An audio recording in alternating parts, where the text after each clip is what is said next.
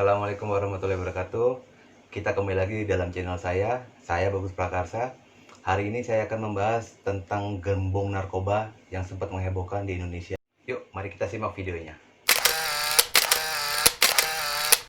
Freddy Budiman, mungkin sebagian masyarakat di Indonesia sudah mengetahui siapa Freddy Budiman. Nama dia mencuat semenjak tahun 2013 karena kasus narkoba. Dan lebih-lebih ketika pada tahun 2015 nama dia kembali lagi melambung tinggi di Nusantara ini karena kasus narkoba. Apa aja yang telah dia lakukan? Ayo mari kita simak. Freddy Budiman adalah seorang bandar narkoba, mungkin gembong narkoba, atau bisa dikatakan kartel. Karena dia memiliki jaringan yang luas, terlebih dia memiliki jaringan internasional. Dan dia berhasil pada tahun 2015, dia berhasil menyelundupkan narkoba 50 butir pil ekstasi, 800 gram sabu-sabu, dan 122 cc4. Mungkin banyak yang tidak mengetahui apa itu cc4. Cc4 itu narkoba bentuk baru, dia berbentuk seperti perangko. Itu diciptakan oleh bandar-bandar internasional untuk mengelabui para petugas-petugas keamanan yang ada di setiap negara. Untuk masalah reaksinya, gue nggak akan membahas di sini. Kalian bisa cari-cari informasi dari Google atau dari segala macam inilah sumber. Yang gue bahas di sini, gue pengen membahas tentang sepak terjangnya dari si Ferry Budiman ini. Dan yang lebih parahnya, Ferry Budiman ini menggerakkan bisnis narkobanya itu dari dalam lapas, yaitu lapas Nusa Kambangan.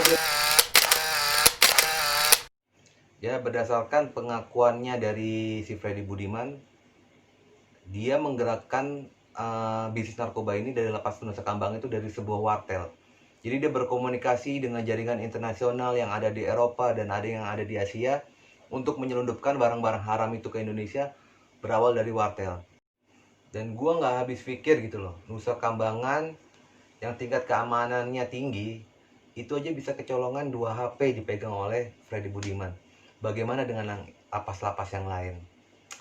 Ya, semoga aja lah tidak ada Freddy Budiman yang lain.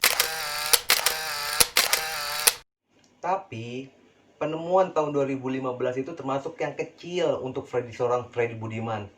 Dia sebelum dipindahkan ke Nusa Kambangan, dia menempati lapas Cipinang. Dan dia tahun 2013, dia terkena kasus yang lebih besar lagi. Dia menyelundupkan 1,4 juta pil ekstasi dari Cina. Seorang Freddy Budiman itu sebagai bandar narkoba, kartel narkoba, untuk keluar masuk penjara itu bukan hal yang aneh. Dia sudah pernah tertangkap 500 gram di apartemennya di daerah Jakarta Barat. Dan dia menerima hukuman 3 tahun 4 bulan.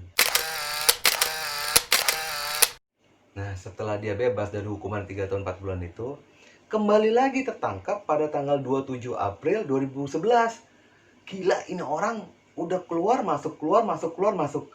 Nggak ngerti gitu loh, apa nggak kapok-kapok. Dan untuk kali ini benar-benar alot. Para kepolisian itu mengejar Freddy Budiman tuh kayak film-film yang ada di TV. Dia kejar-kejaran segala macem. Freddy Budiman tuh menolak untuk menyerah. Sampai polisi tuh menembak ban. Ketika mobil itu sudah berhenti, polisi menangkap Freddy Budiman. Lalu menggeledah mobil itu. Apa yang didapat? 300 gram heroin. Sabu 27 gram. 400 gram bahan pembuat ekstasi. Gila. Ternyata ketika proses penyelidikan, investigasi, ternyata Freddy Budiman itu di backup oleh oknum-oknum kepolisian.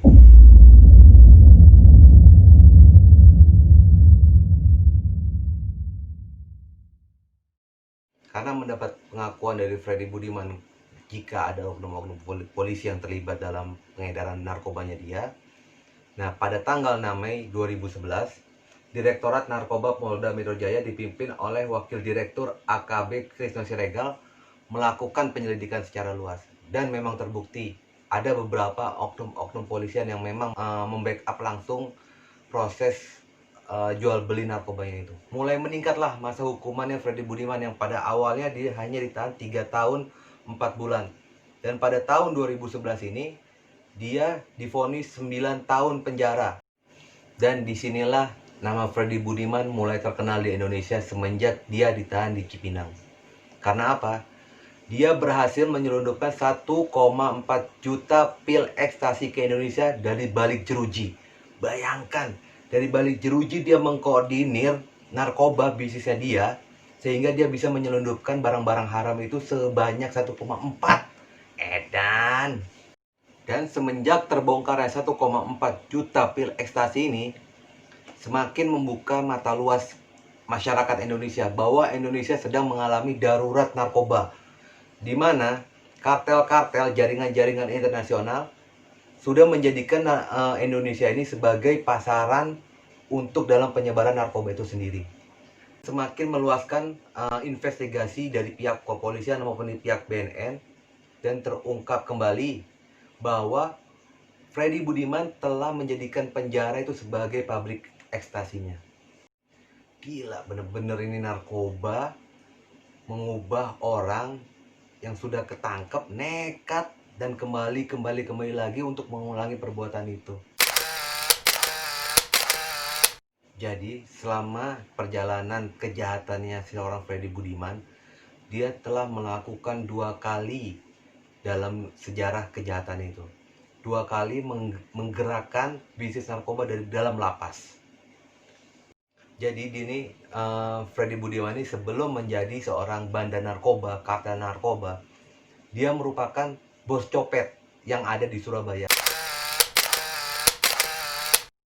Di balik sosoknya seorang Freddy Budiman yang sebagai bandar narkoba itu, ternyata banyak orang-orang yang mengenal Freddy Budiman itu sebagai seorang yang baik, mudah bergaul, sopan, bahkan dia dermawan. Mungkin di sekeliling kawan-kawannya atau bahkan keluarganya, tetangganya, Freddy Budiman tidak pernah ada masalah. Dia selalu bersahaja, selalu sopan dengan sesama, dan bahkan dia sering membantu memberikan sumbangan-sumbangan kepada masjid atau bahkan tetangga yang sedang membutuhkan. Semenjak nama Freddy Budiman ini mencuat di permukaan, banyak orang menggali-gali siapa Freddy Budiman, bahkan kehidupan pribadinya.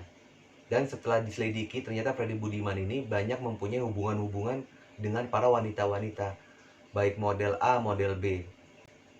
Tapi sih kalau menurut gue sih itu wajar. Karena apa? Baik secara fisik, Freddy Budiman itu nggak jelek-jelek banget, bahkan mungkin dibilang cakep lah. Dan dari sisi finansial juga, asetnya itu berjumlah 80 miliar. Ya sudah jelas lah cewek-cewek cakep pada nempel sama dia. Selama karir dalam dunia kejahatan, dalam dunia narkoba, bukan berarti Freddy Budiman itu tidak merasa bersalah apa yang sudah dia lakukan selama ini. Beberapa kali Freddy Budiman meminta maaf kepada negara, kepada masyarakat, karena sudah menyebarkan obat-obat terlarang yang sehingga merusak untuk generasi-generasi muda kita sekarang.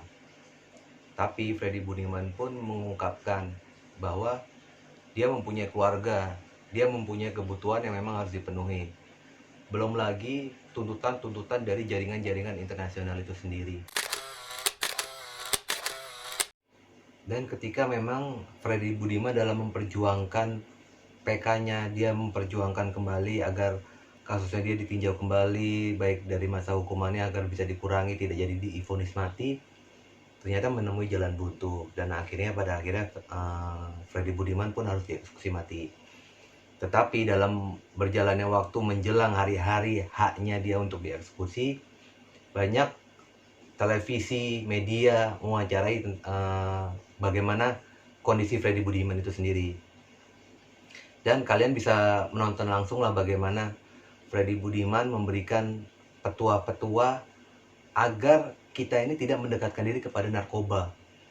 Dan Freddy Budiman pun memberi pesan bahwa narkoba itu memang udah nggak ada manfaatnya, nggak ada gunanya gitu loh. Dia mau berbisnis apa, mau sekaya apapun, ujung-ujungnya ditangkap, balik lagi ke nol. Jadi hasilnya ya nol-nol aja. Nama baik pun jadi jelek atau segala macem lah. Jadi untuk kalian, semoga ini bisa menjadikan pelajaran bahwa narkoba ini bukan untuk dicoba-coba, bukan untuk dijadikan bisnis, hanya untuk dijauhkan. Kalau menurut penilaian gue secara pribadi, seorang Freddy Budiman itu layak untuk dihukum mati.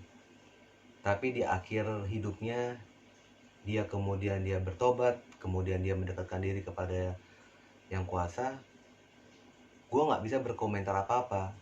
Karena dan gue nggak bisa menilai dia sudah benar tobat atau sudah betul tobat atau bagaimana. Gue nggak bisa menilai seperti itu. Karena yang bisa menilai tobatnya seseorang tuh hanya yang Tuhan Yang Maha Esa.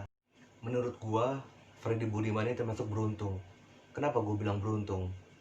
Karena mungkin pada saat 2013 dia divonis mati oleh pengadilan, ketika hari itu juga dia langsung ditembak mati, mungkin kita semua masyarakat akan, termasuk gue lah, puas gitu loh.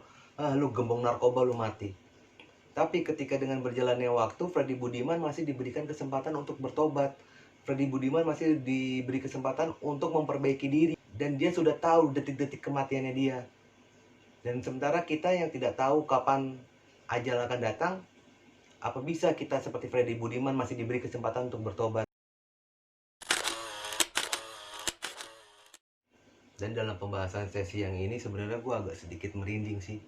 Karena gue membayangkan detik-detik kematian kita yang sudah di depan mata. Dan tepatnya pada tanggal 29 Juli 2016 jam 00.45, dimana itu hari H kita atau seorang Freddy Budiman datangi ajal itu sendiri. Dan gue membayangkan gitu ya, pada satu malam gue tidur atau gue lagi ngapain, atau gue lagi sholat, atau gue lagi berzikir, tiba-tiba pintu kamarnya, pintu sel itu dibuka jegreng, dibawa ke tengah hutan untuk dieksekusi. Gila, gue nggak ngebayanginnya sampai harus gimana gitu loh rasanya. Dan pada saat kejadian eksekusi Freddy Budiman itu, kondisi cuaca itu sedang hujan, sedang ya disebut bisa sedang badai lah. Tapi eksekusi itu tetap dilaksanakan. Benar-benar suasananya itu benar-benar mendukung sekali. Udah suasana mau dieksekusi mencekam, ditambah suasana cuaca pun lebih mencekam. Gila, itu sebenarnya gue nggak ngebayangin aja itu bagaimana rasanya itu. Dan menurut Hasan Makarim, dia adalah MUI Cilacap. Dia yang mendampingi masa-masa akhir seorang Freddy Budiman ketika di ruang isolasi. Dan bahkan ketika akan dieksekusi, dia bersaksi bahwa dia ketika mungkin sedang dihitung 1, 2, itu tidak pernah Freddy Budiman berhenti untuk mengucapkan Allahu Akbar, Allahu Akbar. Oke guys, sekian video hari ini pembahasan tentang Freddy Budiman. Semoga kalian suka. Jika kalian suka, tolong di like, share, dan subscribe.